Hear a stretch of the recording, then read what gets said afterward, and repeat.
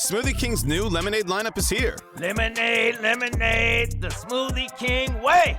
Try a strawberry guava lemonade SK refresher. Over ice. A power up in a cup. Energize. Or a blueberry lemonade smoothie. Blend it up in your cup. Made with real fruit, real juice for a real sipping good summer. Yum, yum, gotta get some. Smoothie King's new lemonade lineup, all for a limited time. Who's thirsty? You know when you're really stressed or not feeling so great about your life or about yourself? Talking to someone who understands can really help. But who is that person? How do you find them? Where do you even start? Talkspace. Talkspace makes it easy to get the support you need. With Talkspace, you can go online, answer a few questions about your preferences, and be matched with a therapist. And because you'll meet your therapist online, you don't have to take time off work or arrange childcare. You'll meet on your schedule, wherever you feel most at ease. If you're depressed, stressed, struggling with a relationship, or if you want some counseling for you and your partner, or just need a little extra one-on-one support, Talkspace is here for you. Plus, Talkspace works with most major insurers, and most insured members only pay a $25 copay or less. No insurance, no problem. Now get $80 off of your first month with promo code SPACE80 when you go to Talkspace.com. Match with a licensed therapist today at Talkspace.com. Save $80 with code SPACE80 at Talkspace.com. Thanks for choosing this free Anfield Index podcast. If you'd prefer to listen to this or any of our other shows without adverts, then now's the time to check out Anfield Index Pro. With AI Pro, you can supercharge your entire listening experience. You'll not only get all of our podcasts without the ads, but you'll have them far faster with our Quick Publish feature available exclusively for subscribers. AI Pro also puts you in the heart of our sound studio, with an option to listen to many of our shows live and interact with the podcasters in real time as the shows are recording. Upgrading couldn't be easier. AI Pro is available on all popular podcast platforms. Just head on over to AnfieldIndexPro.com and get started today. Hello everyone and welcome to Anfield Index Media Matters podcast. I'm your host once again, it's Eddie Gibbs, and I'm standing in for Dave Davis, who's still having that well-earned family holiday somewhere in the Greek islands, probably off the Cherry Max onto the other soft drinks, and maybe even tempted by a bit of alcohol by now. I'm sure you'll be listening, Dave, so I hope you're having a great time wherever you are and whatever you're doing. And today, as always, I'm joined by our resident Liverpool FC reporter. It's the one and only David Lynch. How are you, David? Yeah, good, refreshed. Just had a little break over the weekend in sunny Wales, so yeah, buzzing to get back into it now. And did they have Cherry Pepsi Max there as well? I don't know, to be honest, too many bits, I'm honest, but yeah. So before we got started with the podcast, everyone, there has been an issue, obviously, with the Anfield Index app, and I'm rarely on podcasts, so I just wanted to use this opportunity, first of all, to apologise first and foremost for those issues. What it is it's quite an old app, and it's as Apple and Android and stuff, as they evolve their operating systems, it does cause an issue with some of the code in some of these apps. And for some reason, the podcast feed stopped publishing to the app around a week or so back. We did email everyone, and we did put it on the social media, the various workarounds that you can have to still enjoy the content without the app. But we're still getting emails thick and fast. So some of you either haven't got that email or haven't noticed the messages that we posted on social media. So I thought I'd mention it on a podcast as well, so that you have the opportunity to get in touch with us. Email us at pro@anfieldindex.com for more info. There are other means and ways that you can still enjoy these podcasts in full, even without the app. I know a lot of you are used to using the app, and it's obviously something that we've pushed quite hard over the years, because it's a really good app generally, but it's something that we do have an issue with. We are working with the developers to get that resolved, but during the holiday period, we are at their behest, and of course that's causing some issues in getting this issue resolved. So it's not the quick fix that we hope for. Work is still ongoing, but do get in touch with us once again, pro@anfieldindex.com. So that's out with the housekeeping. So let's kick things off. David, you've been busy on your Substack. Well, you've not been on holiday, and I noticed you wrote something this week about Fabio Carvalho and his chances of staking a claim to be in the Liverpool team. How do you see his future unfolding at Liverpool then? And do you think he's likely to stay and fight for his place, or could we see him making an exit either permanently or on loan like he did last summer? Yeah, it's an interesting one. I think it's more up in the air than it would have been had Jurgen Klopp still been about, because I think, I think it was clear. I mean, it was made clear to the player very early last season or last summer that it wasn't really going to be a place for him in the squad, and that he should go out and get a loan experience. And obviously there was some little bit of disagreement about where that should be, and in the end the player kind of pushed to go to Leipzig. Didn't quite work out, and then he ended up with a domestic loan, which is what Liverpool wanted originally, and that did work out. He did really, really well at Hull, but I still think, despite the fact he sort of thrived in that second part of the season, I think if Jurgen Klopp had still been the Liverpool manager, he's coming back into the same situation, which would have been that, in Klopp football, maybe not quick enough to play out wide, and probably not quick enough to play in central midfield, where it's got to be a little bit more, workmanlike at times. But, like it is the case for a lot of players, it's a new opportunity here with Arne Slot. And I mean, it was, the word from the players' camp is, a couple of weeks ago really was that he's just coming back to see how things are and put his head down and work and see if he can make any impact on the new manager and sort of push the case that he should be part of the first team squad. So he's got a real opportunity there. No decisions made at the moment in terms of what's going to happen with him this season. That could be, that means all possibilities are open, whether that's being part of the first team squad, going out on loan or as you say, even a permanent exit possibly. That, all that is on the table at the moment. But it's very much a period now where he can get himself in front of the manager and make an impression. And I think his ideal situation would be to make an impact at Liverpool and be part of the squad. But that's all on him and what he can do in training, how much he stands out, whether he looks like he's good enough to really push in and be part of the squad in any part of the team, whether that's midfield or out wide or maybe anywhere else. So, very much up in the air now. And as I say, a chance for Carvalho to establish himself by impressing the manager in pre-season. Well, as it's a nature with podcasting, something's just broke, and I wanted to share that with you that you might not have even heard this yourself yet, but just to get some live reaction to it, there's just been broke by French Football News that FSG have pulled out of any deal to buy Bordeaux. So that one has just broken just now, so I thought we'd try and get some live reaction to that. It was going to be something we discussed later in the show anyway, on Bordeaux, but it was more to do with FSG buying Bordeaux. But we've just seen this news from the usually reliable Get French Football News that FSG have pulled out of any move to buy Bordeaux. So what are your thoughts on that? Yeah, it's an interesting one. I mean, I thought, I did a video on that on YouTube actually talking about why they would have maybe been, really ideal sort of purchase for FSG as they look to move into this multi-club model, because it's, it was a big club that's hit hard times, so, wouldn't cost as much as it probably should, really well supported.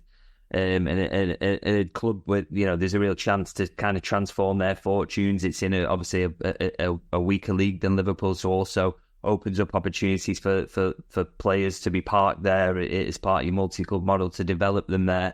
So it ticked an awful lot of boxes, really. But it's interesting. I'm just reading now the sort of tweets about it saying that it's they're not going to move forward with that one. I wonder whether it's sort of what that is sort of relating to, really, in terms of, as I say, because it did tick a lot of boxes, it looked like a really sort of ideal club to get on board.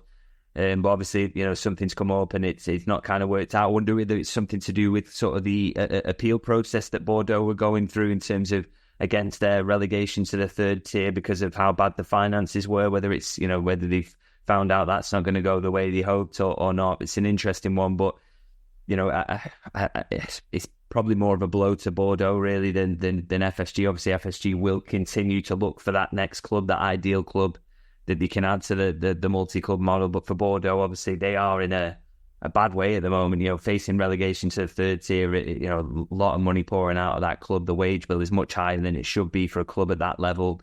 And they've had real financial troubles in recent years. So yeah, really bad news for them, because I actually spoke to some supporters. It was something I was going to write about this week, actually, about how they felt about it and how they feel about the idea of being added to this multi-club model. And I was going to do an interview with them this week, but the early signs were they were feeling quite positive about it, actually, because of what FSG had done at Liverpool, and they wanted that sort of responsible ownership coming to their club. So I just feel for them really at the moment, just hearing this news coming in now, because as I say, they're in financial dire straits, and FSG looked like there was a way to pull them out of that. But obviously, if that's not going to go ahead, then it's really, really not good news for them. And you hope for them, their supporters, that something else will come along for them. Yeah, you underlined it there by saying that it's more of a blow to Bordeaux than FSG. And would it be safe to assume that with Liverpool bringing Michael Edwards in, and obviously the things they've done with Pedro Marquez and Julian Ward, FSG employees, very much FSG employees, not Liverpool FC employees, it would be safe to assume they do have other irons in the fire when it comes to this, I would think. Yeah, well, I spoke to a Vasco da Gama supporter who for his YouTube channel recently. So that's obviously something that Liverpool, another club, obviously not in European football, but maybe they're looking even further afield and possibly to Brazil for the next club as well. So as you say, a few irons in the fire. There's other opportunities that are going to be out there, but like I say, obviously, it's, for FSG, this isn't a problem. They will, I'm sure, find a second club to add, and maybe even a third club beyond that. But for Bordeaux, probably particularly bad news. I mean, just looking at a tweet from their sort of official club Twitter at the moment, it says the decision is explained in particular by the significant cost of the stadium in the years to come, but also the general economic context of French football, which is interesting because I believe they don't actually own their stadium, and they rent it from the council, and I believe that's the case with the training ground as well. They don't own that either, so there are costs relating to that. Obviously, to buy the stadium outright would have cost an awful lot of money. To buy the training ground as well, and maybe FSG are looking at that and thinking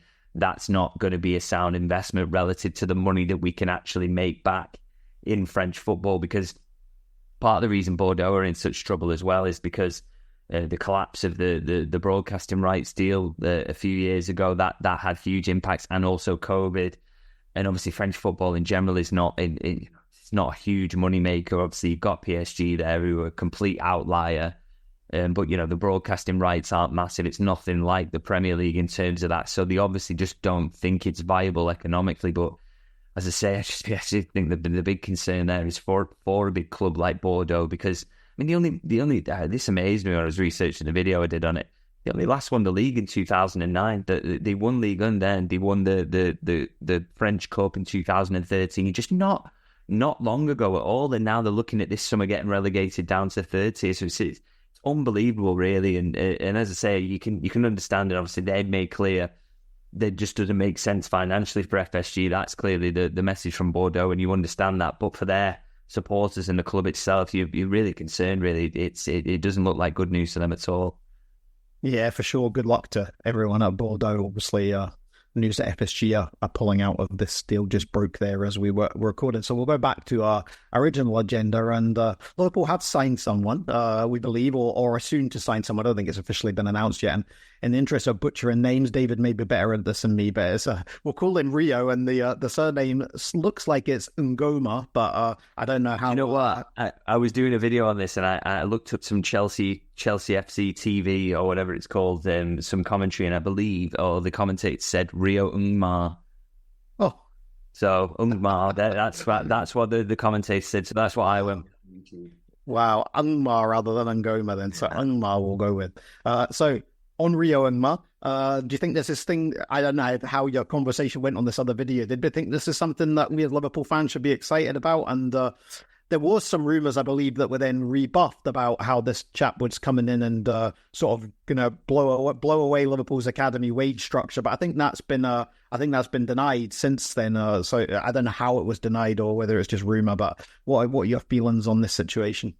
Yeah, so in terms of the sign itself, I mean, I don't want to get into the situation of hyping up 15-year-olds at the end of the day. I think, it's such a long way to go.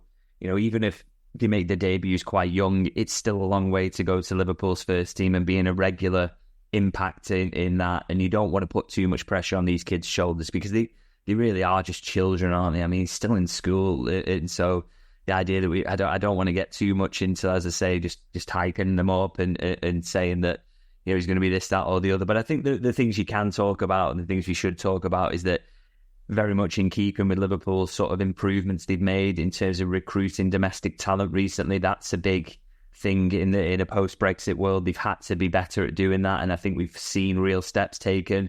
And also the benefits of the pathway that they offer are absolutely massive. I mean, they beat Chelsea in a cup final last season with 6 or 7 academy players making an impact on that game, and several of them finishing the game. And I think, you cannot fail to notice that if you're a player in Chelsea Academy, that is going on, that Liverpool are doing that, and then the opposite is that Chelsea are signing 16, 17-year-olds from Colombia, from Brazil, and giving them the opportunities. It's, you're just going to feel that you've got really no chance as a Chelsea Academy graduate. So I think that's played a big part in getting this deal over the line. In fact, I know that's played a big part in this deal getting over the line, and very much my understanding that the talk about the wage structure stuff is just total nonsense, really. I mean, obviously he's going to be on when he joins, because he's nowhere near 17. Yeah, I believe he maybe turns 16 either soon, the next few weeks, or maybe he has just turned 16.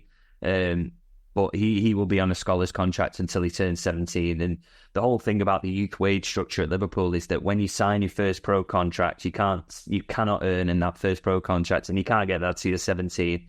You can't earn more than 50 grand. I think it's up to now 50 grand a year. I had someone in my YouTube comments suggesting that was 50 grand a week, and that this kid would be on more than Luis Diaz, which I had to shoot down immediately. So 50 grand a year, I believe it is, in your first pro contract, which is why you've seen in the past, for example, Harvey Elliott signed his first pro contract on his 17th birthday. Curtis Jones did the same.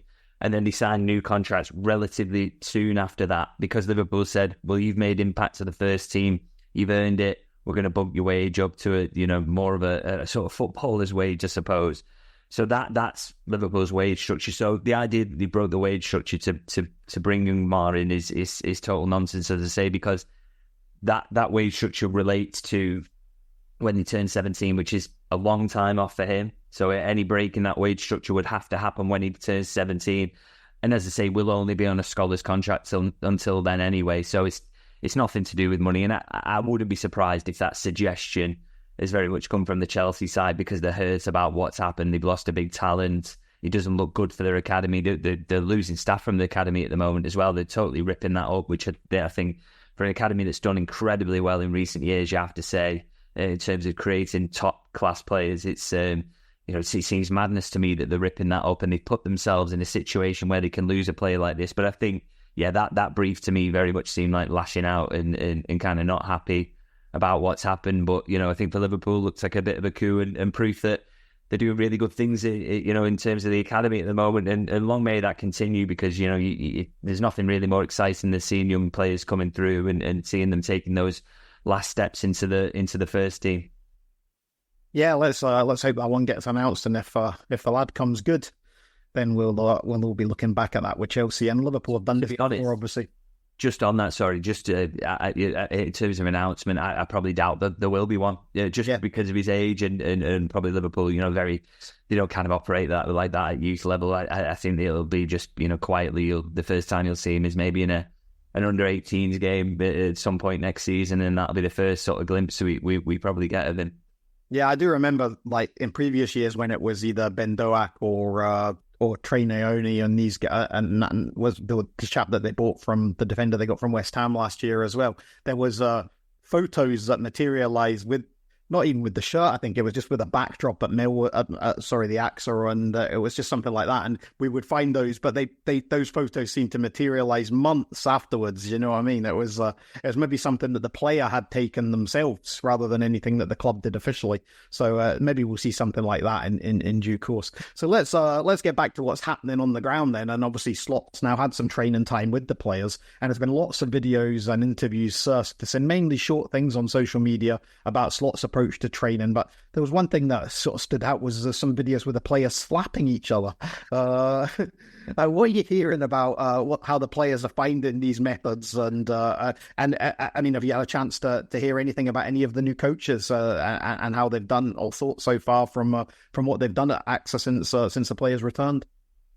Yeah, I think it's kind of interesting, isn't it? I think from the players' perspective, it's kind of, we don't know how things are going to turn out in terms of how successful Slot's going to be and how good the team's going to be under him. But I think at this moment, it's kind of exciting and fresh and new for the players. That's a good thing, I think, can help, because, it's easy to say now in terms of, this is not putting down the latter part of the Klopp era, but, you did kind of hear at times that people I've spoken to recently, sort of behind the scenes, is, a feeling of staleness and it sort of begun to creep in. We, not saying that they weren't doing an incredible job, they absolutely were. But when you're hearing that same voice, you're doing the same things every pre-season, you're doing the same things week to week in preparation for games.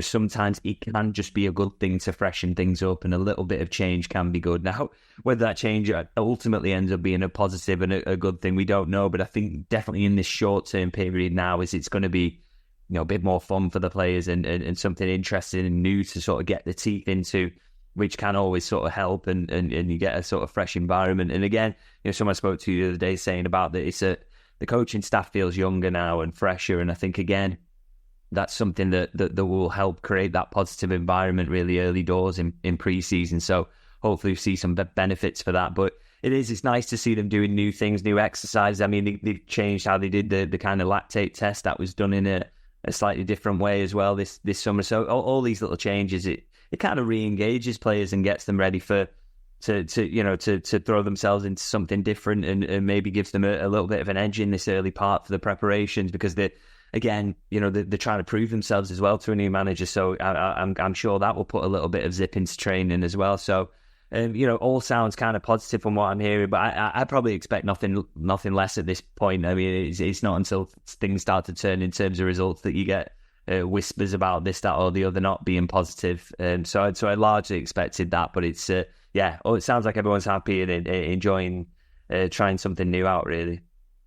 And obviously there was a focus on injury prevention as well. Obviously we've had Ruben Peters come in with this big reputation on how uninjured effectively the Feyenoord players were in his time. And that for Liverpool that have had so many problems with injuries over the piece. And it's not to say that the previous regime were doing anything wrong especially, but is there a chance, do you feel that this sort of method, and I know it's been probably praised way before time. I mean, we haven't seen what these guys can do in practical terms yet, but the likes of Curtis Jones, who's been regularly injured, Diogo Jota, who's regularly injured, obviously Mohamed Salah now a bit older, having that big injury last year that seemed that he never really came back, did he, from after AFCON? We never really saw him again, apart from a few minutes at Brentford when he got re-injured. You know what I mean? Do you think these Ruben Peters methods could be a big thing for the players that have been used to being regularly on the treatment table? That's the hope. That's definitely one of the things, with Peters coming in alongside Slaughter's very much was in the thinking in that recruitment, is that there's an acknowledgement there behind the scenes that Liverpool just had too many injuries in recent years. And as you say, very, very difficult to exactly pinpoint, well, not just impossible to, or difficult to pinpoint who's to blame, because the fact is, it was a multitude of factors. There was a lot going into the reasons behind why those injuries were happening. That's through not just the fitness staff or physios or doctors or this, that, or the other. It's a collective effort and also a feeling that, I've spoke about this before, but the feeling that sometimes, players are being pushed a little bit too hard, maybe in certain situations. I mean, again, we will see whether this is a change and whether, the things that were working for Ruben Peters at Feyenoord, where the football's less intense in the Eredivisie, do they work when you put them into Premier League players? We'll see. And there's probably no point us getting ahead of ourselves and suggesting this will be better, because we just don't know until the season kicks off, and we'll see how that all goes. But I mean, if there's any even slight uptick in terms of that, fewer injuries, then it will have a massive impact, because I'd say this trophy's been left on the table in recent seasons off the back of the injuries that Liverpool have had. And so if there's any, like I say, even a 10% uptick in terms of availability, I think would have a massive impact, particularly as this is a very good squad and probably will be added to as well. I think there's a real chance for Liverpool to make, what you'd call a marginal gain there. It'd be even more than that, really, if you could keep someone like Jota fit for an entire season. But the proof will be in the pudding, won't it? And we'll see how that actually plays out when the season starts. But it will be, wow, what a massive boost that will be. I think it's probably more than anything else you could say about this squad is that if you could keep players consistently fit, I think it would transform Liverpool in terms of the fortunes and make it a lot easier to consistently get results. So I really do hope that that's a positive that comes in and that these new methods do work. I don't need a VPN. I've got nothing to hide. This is what I used to tell myself before I hooked up with LibertyShield.com. Not only is my home internet now fully encrypted, but I can now access all the websites I want, whenever I want, and do so from absolutely anywhere. As a Liverpool fan, I love to know I can now watch every match, regardless of whether it's on UK TV or not. My Liberty Shield VPN makes sure nothing is blocked and guarantees me super fast streaming speed throughout that match. You can get connected right now with their software package, which includes a 48-hour no-obligation free trial and instant access to their apps for Apple, Android, Fire TV, PC, Mac and Android TV. Or go a step further like I have and get one of their pre-configured VPN routers. These small but powerful devices allow you to easily connect every device in your home to VPN, making it the perfect solution for smart TVs, Mac boxes and games consoles. Visit libertyshield.com today and use coupon code AIVPN25 to get 25% off at checkout. Yeah, let's hope so. I mean, it's so galling, isn't it, when you just see the repeated injury after injury after injury. And it's like a revolving door, wasn't it? It was like one would come back and then another would be out and then the same player you'd be excited for that player coming back and then he'd be re-injured and you'd maybe see them for a few minutes. So let's hope so, because that, like you say, what I'd say as well about that is also, you think the last season was quite successful. They got back in the Champions League, were in the title race till late. They went deep in Europe, won a trophy as well. So a really decent season, a season that you probably, if Slot had it as his first season, he'd probably be pretty happy with. But all that happened really in spite of the fact that they had so many injuries. I mean, the way they had to drag themselves through that, particularly that middle part of the season when they had an unbelievable injury list, it's just not sustainable to keep doing that, really. And I also think part of the reason they fell off so badly towards the back end of the season was that the fatigue that had been caused by that inability to rotate in that part and the lack of rhythm of players coming back from long-term injuries. That wrecked the season for me. Yeah. So I just think, it would be transformative if Liverpool can avoid having as many injury problems as they've had in recent years. So fingers crossed that's going to be the case. But as I say, we will have to see. Well, from having to see one thing to having to see with another, we need to talk about the Darwin Núñez situation. Now, obviously, those videos after the Colombia-Uruguay game went absolutely viral. They were everywhere, and it started with seeing Darwin Núñez climbing up into a crowd to seeing Darwin Núñez potentially aiming to throw a chair into a packed stand at that game afterwards. So what are your thoughts on this situation? And do you think Liverpool might expect any action to be taken against a player that could affect his availability? I mean, I've seen reports from lawyers in South America and stuff very much that this is an international thing. We've seen it before where Luis Suarez bet someone playing for Uruguay and it affected his club career. Obviously, he left Liverpool that summer and went to Barcelona, but he was banned, obviously, when he went there for something that happened on international duty. So what are you hearing on this one so far? Yeah, so in terms of whether it'll affect Liverpool, I kind of be surprised with it being a CONMEBOL competition. Again, I think, because it's not, I think FIFA would have to get involved for them to have any say then in a ban that would be, worldwide in football and would put him in trouble in terms of club. And in terms of whether there's going to be so I'm kind of relaxed about that. The idea that he's going to miss any games for Liverpool or anything like that. I don't. My suspicion is that it's not going to be anything that affects Liverpool in the end. But I would say, it's going to be interesting to see how that pans out. I think there's clear justification for him jumping into the crowd to protect families and the organisation around that whole game, and in fact the tournament as a whole just appeared shambolic. And I think that will count in Uruguay's favour in terms of their players facing any bans or any action, is that, the way the tournament played out subsequently and the shambles around the final as well.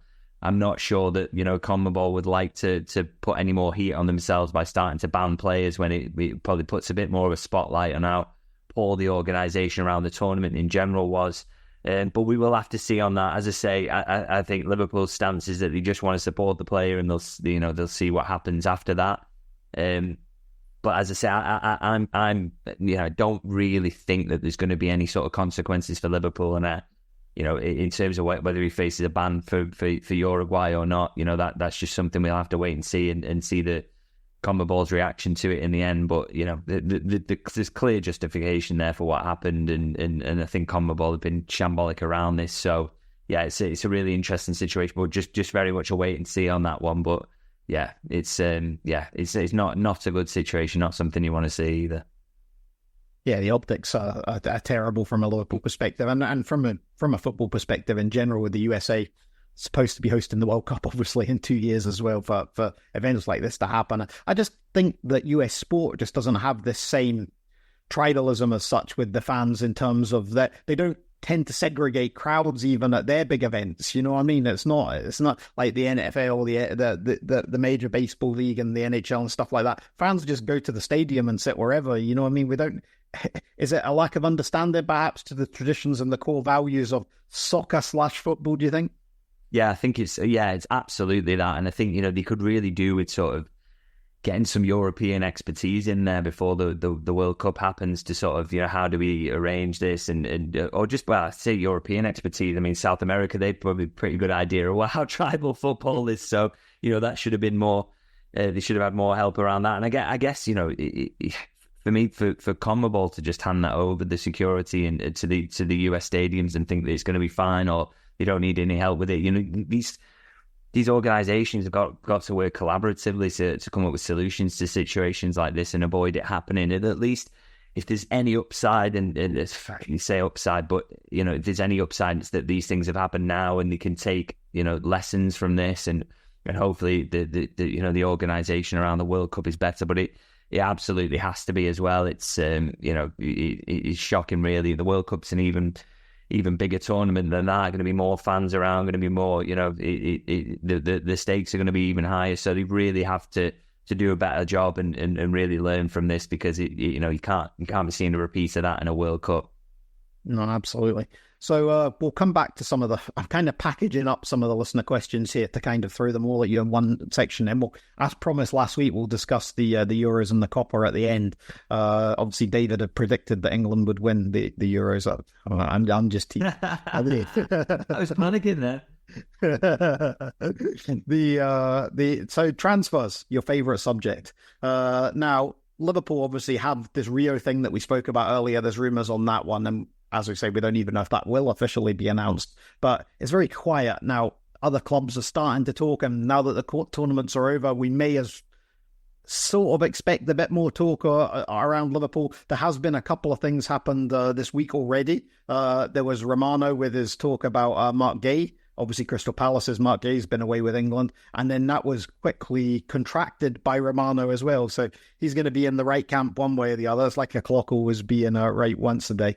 But there's also reports emanating from Sky Germany regarding RB Leipzig centre-back Mohamed Simakan. With these international tournaments over, do you think that this is where it starts ramping up? And have you heard anything yourself on these two names that have kind of materialised in reports over the past 24 hours?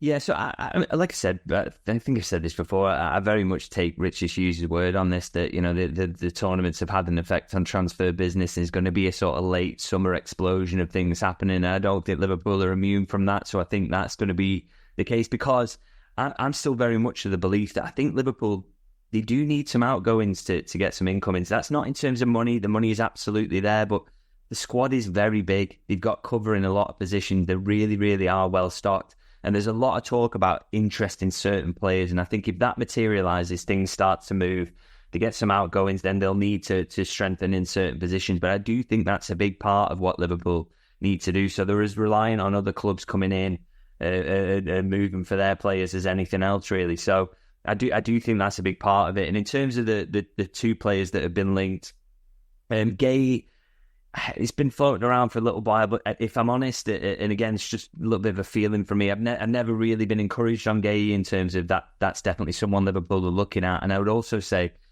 he's not the biggest and most aerially dominant of centre-backs you'll ever see. And that kind of makes me sceptical that Liverpool would be in for him, to be honest. I just think with the style of football that they play and the high press, you face a lot of aerial balls, and the profile of centre-back that they've typically targeted under Michael Edwards, or when he was previously there, and basically in the years since, really, as well, always aerially dominant centre-halves. I don't think Mark Guéhi is that, even though he's a very good player. So I'm not massively convinced it's going to be legs in that one. And as I say, never really been encouraged on it anyway.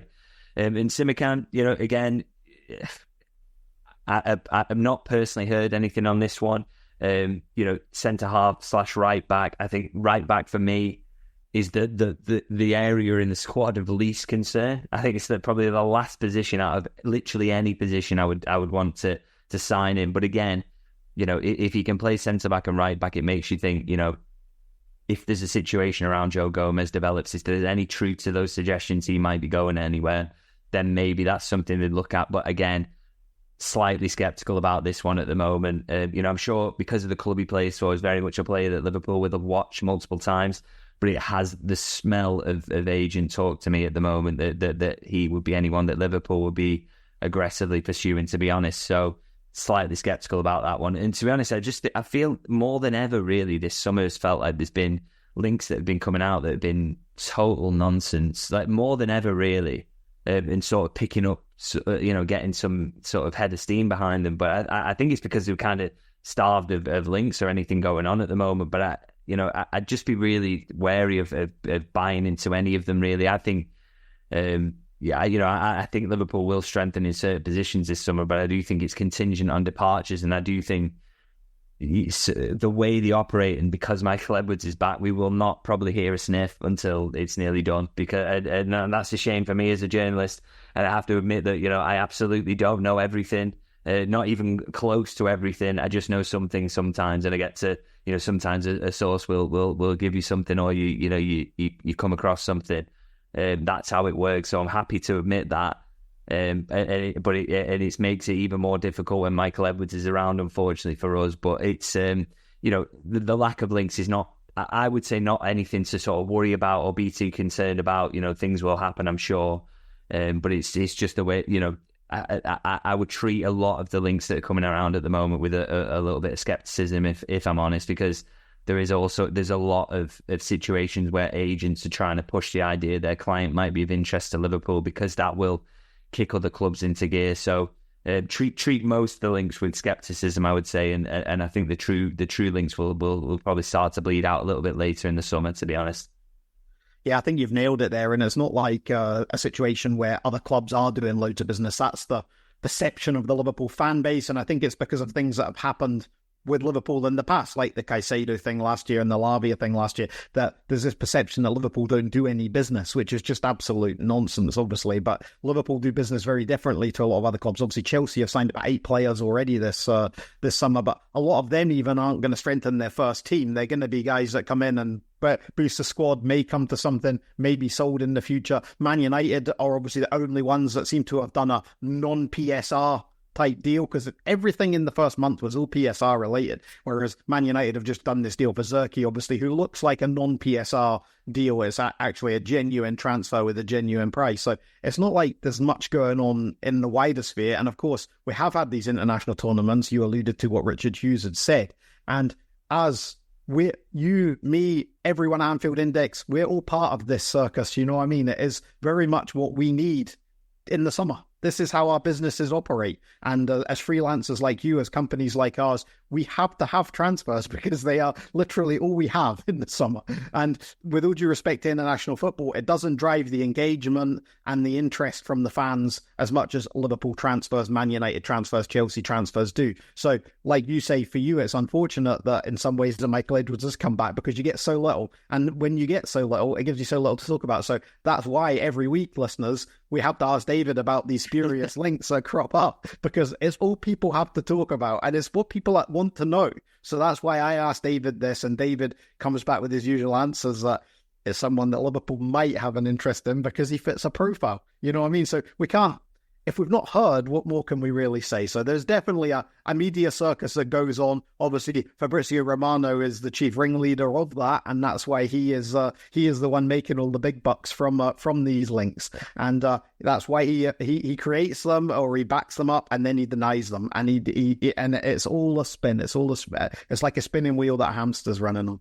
I would also say as well that Chelsea, in terms of I know it might be exciting for their supporters, or Liverpool fans might look at them a little bit enviously that they've been busy in the window so far. But as you say, so much of that linked to PSR is trying to find workarounds with ridiculous situations like that. And then you look at what they did last summer. How many of the players that Chelsea have signed in recent years would you look at and say have been successful? Maybe Cole Palmer, and that's about it. They're not a club that I would be, envious of in the way that they operate. And again, they're very much doing their business publicly, which again is not a good way to do it in terms of financially or the way that clubs want to deal with you. They make it more difficult if you're just leaking it out to the press. So, frustrating from our perspective in terms of that Liverpool are not maybe a little bit more open about it. But also, I think it's probably a sensible way to go. And Chelsea are very much not a sort of model to be followed in any sense. And I would also say, actually, that Liverpool, you would put a stronger bet on that the signings Liverpool make will actually improve the team and will be helpful to the cause rather than Chelsea's, which is just this scattergun approach to signing players, some of which might come off, most of which probably won't, and will leave them in a tricky situation contract-wise. So, there are upsides to Liverpool operating in this way, and it's that, they do get a lot of the transfers right. Yeah, and we spoke about earlier in the show with this young chap, Rio, becoming disenfranchised with what's happening at Chelsea. I mean, he wouldn't be moving to Liverpool if there was a pathway at Chelsea. He would just stay there. So I think the proof's in the pudding when it comes to that sort of thing. You could have, let's say we had Chelsea Index and David was a Chelsea report. We would have so many more conversations and so many more spurious links to left, right and centre player from Timbuktu to Australia to the USA to Canada, all around the world. There'd be so many links and we'd have so much engagement and we'd probably be a lot wealthier as well. But the bottom line is that's not how Liverpool work, but we get to have a lot more fun once the season starts. And that's it, yeah. The season would start and then the engagement goes like that because nobody wants to listen to podcasts about losing every week. So, yeah. Although I think the people at Arsenal Fan TV built a reputation with defeat. So there's probably pros and cons to that as well. But let's hope we never have to be doing podcasts with defeat after defeat after defeat because it all just gets a bit too toxic for my liking. Let's talk about the youngsters then. That's a nice pivot into the youngsters. Now, we're going to see several youngsters obviously during pre-season as a result of so many senior players coming back late to pre-season. Many of them probably won't even make this tour to the USA. So we're going to see a lot more of the youngsters, which explains probably why we've not heard more about them going out on loan and stuff like that, because Liverpool are going to need these guys to fill squads for these games or they're going to have no players. So we saw good cameos last season. The likes of Dans, Kumas, Nayoni all got a little chance to show what they could do. What players are you looking forward to seeing most from the young crop and see how they've progressed since last season when they go on this US tour? And do you think we could see a next breakout star from this period? I know we don't want to overhype some of the youngsters too much, but obviously we've had breakout stars like Ovie Ajara. Yeah, I think Jayden Dans is the one, to be honest, for me that I'm most excited about, because I think he was the one, I look at Nayoni as an example, and I think Kumas, I think physically they're not going to quite be there at the moment for the positions they want to play, whereas Jayden Dans, I mean, he just looks like he's built for men's football already. That was one of the things that kind of blew me away about him. And then, you throw in the class he's got in terms of his finishing, he really has a lot of the tools to make an impact. And I think as well, he's kind of maybe helped by the idea that, Darwin Núñez, big season for him, really, really has to make an impact. And Liverpool will pour a lot into making that happen. But there's also going to be opportunities to back him up. And I think if you don't want Cody Gakpo to be doing that anymore because he's been so impressive on the left wing, then there's maybe an opportunity there for a young guy to come in and be the backup centre forward. And I think, like I say, Jayden Dans, I think he's just got so much about him in terms of the class in his finishing, physically great. He's a Scouser as well, so that's great to see a local lad in the team as well. So, really, really kind of got high hopes for him. I just think he's a really, really exciting talent. And there's a lot of them in that group that are really, really promising and made big impacts. But I do think, there's going to be a split between the ones who aren't kind of physically ready. Like I say, Nayoni will maybe go back, he'll be playing a lot more sort of under-21s football. And then you're going to have the likes of Bobby Clark and James McConnell, who are candidates for going out on loan. But I think, Jayden Dans might find himself in sort of in between the two. And I think there's an opportunity for him to get some minutes and really excited to see what that kind of turns into, because I just think there's a really, really promising player there. And I think Arne Slot's really going to like him. Excellent. So let's look at the wider football scene then. And we did speak about the Euros last week, and we were obviously ahead of the semi-finals. And you did say you thought England had a chance to reach the final and go on and win it. But obviously, I think football was the winner in the end, wasn't it? Because the incidentally, we're hearing you may be listening to this podcast after the event, but my understanding is that Gareth Southgate will resign today. That will be announced sometime in the next hour or so. So you'll probably hear that when you listen. You probably will be aware of that, should I say, when you listen to this podcast. So England will be making some changes there.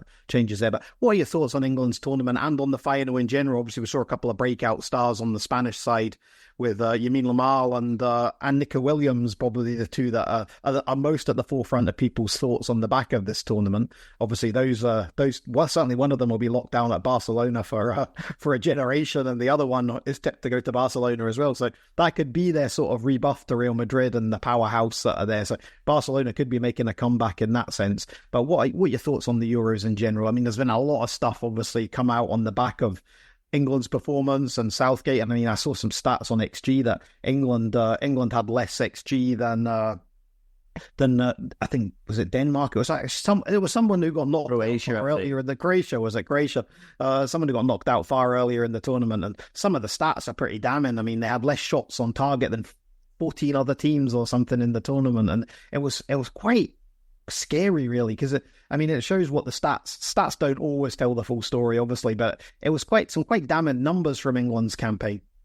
Yeah, I just thought they were poor throughout the tournament, really, which is crazy to say about a side that got to the final. And I think there's been a bit of revisionism around Southgate in terms of, all the tournaments have been like this, and he's just been dragged through, and he's a kind of a lucky manager rather than a decent one. But I'm kind of caught in between, really, with two things. You just can't deny that his tournament record is fantastic and a complete transformation in comparison to everything that's gone before him.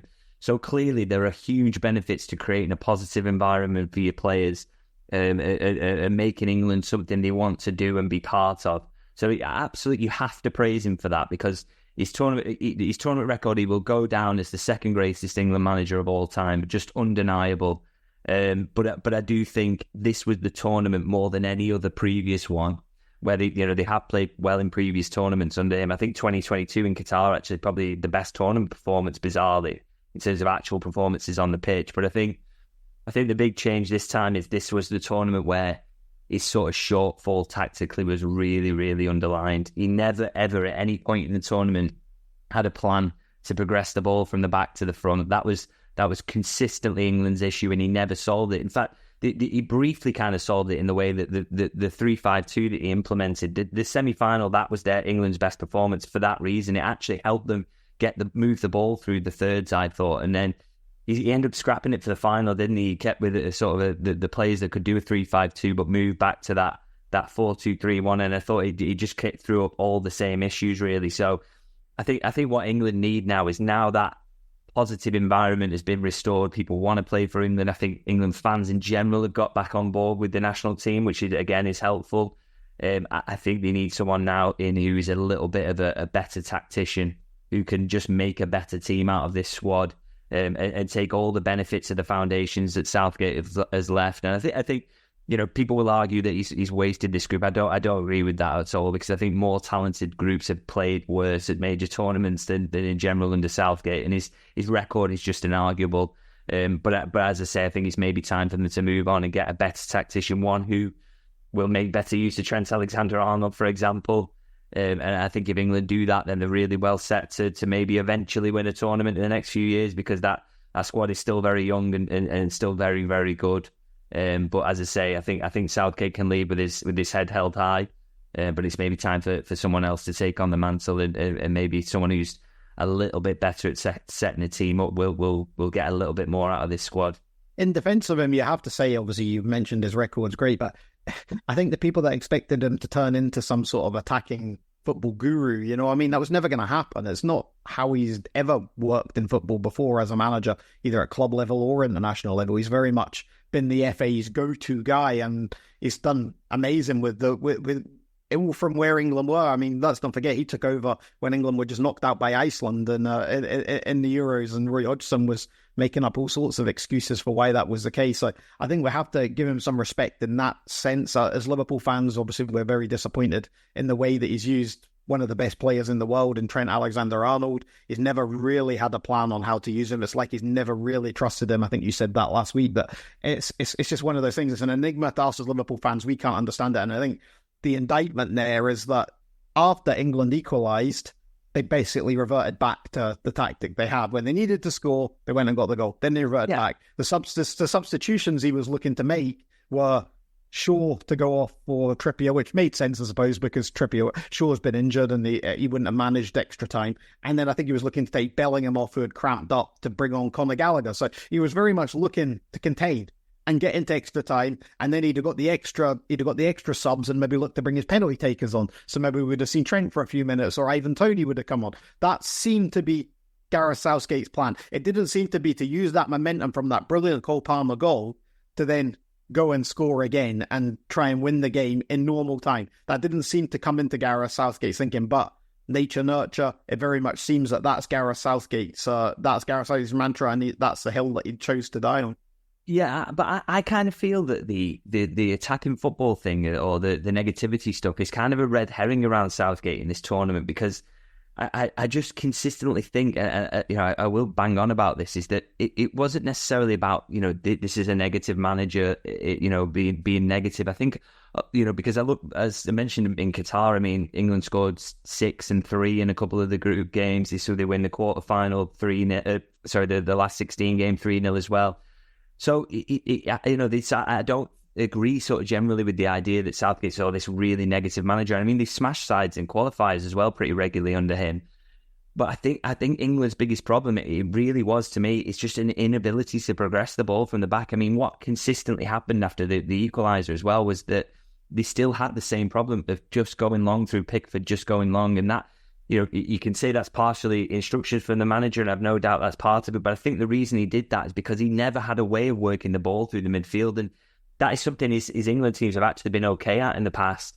But because he never worked out and solved that puzzle, it kept ending in England going long, losing the ball then in the aerial challenge, and Spain would have possession again, and they can actually keep it. I think if he'd have solved that one problem at any point prior to the tournament, and hadn't been sort of an experiment, as he called it, with Trent in midfield to try and solve it at the start of the tournament, I think England's results and performances maybe would have been better. But as I say, just never has been the greatest tactician in terms of coming up with a way to solve that.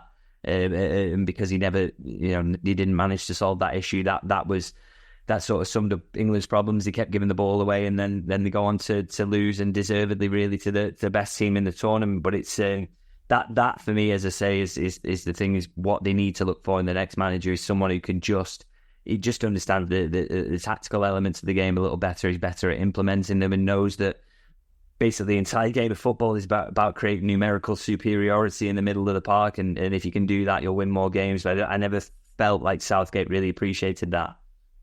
And right on cue, the news has broken that Gareth Southgate has stepped down as the England manager. That's broken the last few minutes, as we expected. So you just mentioned the next manager.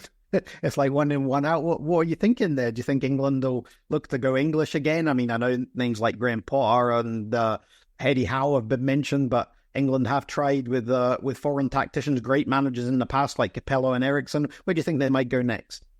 The thing I would say about the foreign tacticians, though, is that a lot of them, they were kind of on the way down, weren't they, in terms of their managerial careers? I mean, Sven's achievements prior to turning up at England had been a few years prior to that. Same with Capello, who was towards the end of his career. I saw a link to Thomas Tuchel today, which I thought, great sort of tournament manager.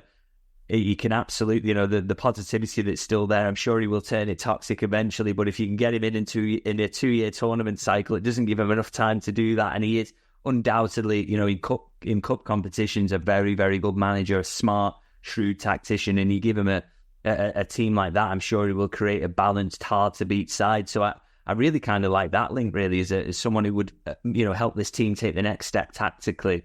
There's talk that England want to appoint from within, isn't there? And again, or appoint an English manager. And again, there aren't great English managers out there at the moment. Not anybody you'd say was, can take on anybody tactically. I mean, Eddie Howe has been linked, and my memories of him and experiences of him as a Liverpool reporter have been Jurgen Klopp consistently sort of pulling his pants down, really. So, as well as he's done at Newcastle, particularly not last season or the season before, he's obviously a very good manager, but I think, that I think England's best bet would be to go for one of these available managers who's managed England before, like a Tuchel who would like it, maybe even a Pochettino, showing themselves as good tacticians. Whether they do that, we'll have to see, or whether they go for the internal appointment. But I think, this squad, it needs someone to just come and finish the job, doesn't it? Because there's such class in there and so many great players. But, it's up to the FA now, and whether they make the right decision, we'll have to see. Yeah, as Liverpool fans, we're just glad it's all over. So as for now, we can get talking about Liverpool will be playing games, and there'll be more and more players floating back to train. I think Andy Robertson and Dominic Szoboszlai are due back this week as well. So we'll start seeing more and more of these international players starting to rock up at the AXA again, and Arne Slot will get his chance to work with them and assess his options, and maybe Liverpool will start dabbling in the transfer market a little bit in the next week or so as well. So that's us for today. Dave will be back next week alongside David, and they'll return to their usual schedule, I'm sure, with all sorts to talk about. They'll be the ones digging into the transfers. Davis, when he went away, did say to me, you'll probably have loads of transfers to talk about now that I'm gone, but that's not been the case. It's just been, we've actually probably spoke about England way more than we'd have liked to do in the last 2 weeks.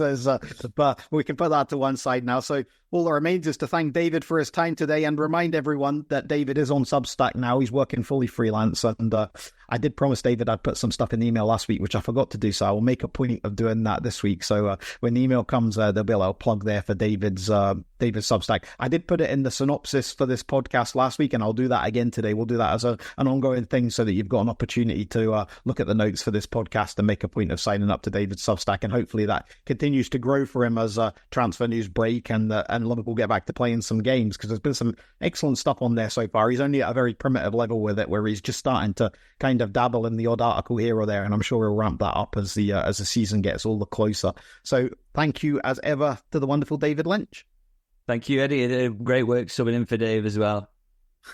Some people might want to get me back doing this full time, but I'm promising you that's never happening. I'm just a stand-in these days, and that's the way we'll keep it. So until next time, up the Reds.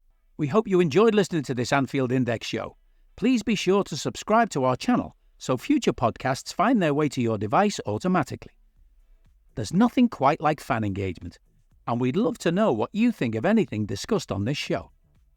The best way to get in touch is over on our free Discord community, where both podcasters and listeners debate the hottest LFC topics 24/7.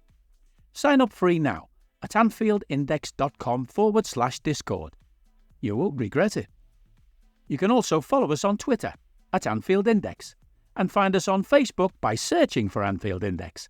Oh, and before you go, we'd love it if you could leave us a 5-star review on your favourite podcast app. It only takes a couple of seconds, and it means the world to the people who create these free shows. Sports Social Podcast Network.